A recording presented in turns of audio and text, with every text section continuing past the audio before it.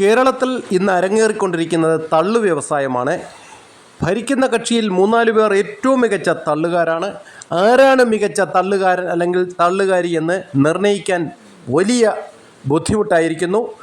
അങ്ങനെ ഒരു ഏറ്റവും മികച്ച തള്ളുശ്രീ അവാർഡ് ഏർപ്പെടുത്തിയാൽ ആർക്കായിരിക്കും 1-ാം സ്ഥാനം ലഭിക്കുക? ഒരു 10-25 മിനിറ്റ് ഇവിടുന്ന് കൊച്ചിയിലേക്ക് 25 മിനിറ്റ് കൊണ്ട് കൊച്ചിയിലെത്തി. അരമണിക്കൂർ കൂട്ടിക്കോ. അരമണിക്കൂർ കൊണ്ട് കൊച്ചിയിലെത്തി. കൊച്ചിയിൽ നിങ്ങൾ അപ്പം വിറ്റു. അവിടെ 10-15 അല്ലെങ്കിൽ അരമണിക്കൂർ അപ്പം വിൽക്കാം. നല്ല ചൂടപ്പല്ലേ, നല്ലോണം വിറ്റു പോകും.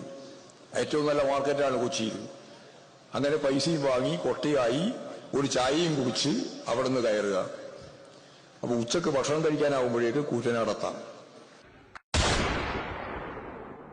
ഇന്ന് രാവിലെ എന്നെ അമേരിക്കയിൽ നിന്ന് സുഹൃത്തുക്കൾ വിളിച്ചിരുന്നു. അവരുടെ KPMG അമേരിക്കയിലെ ഡോക്ടർമാരുടെ സംഘടന ഇവരെല്ലാം കൂടി ഇന്നൊരു മീറ്റിംഗ് നടത്തുകയാണ് അവര്. അപ്പോ അതില് കേരളത്തെ അഭിനന്ദിക്കാൻ അവർ വിളിച്ചതാണ്. അതിനിടയിൽ അവർ പറഞ്ഞു, ഞങ്ങൾക്ക് അവിടെ നഴ്സുമാരൊക്കെയാണ് ഇവിടുന്ന് പോയ സഹോദരങ്ങളിൽ കൂടുതലും. അവർ നല്ല നിലയിൽ ജീവിതം നയിക്കുന്നവരാണ്, അവിടെ നന്നായിട്ട് സേവനം ചെയ്യുന്നവരുമാണ്.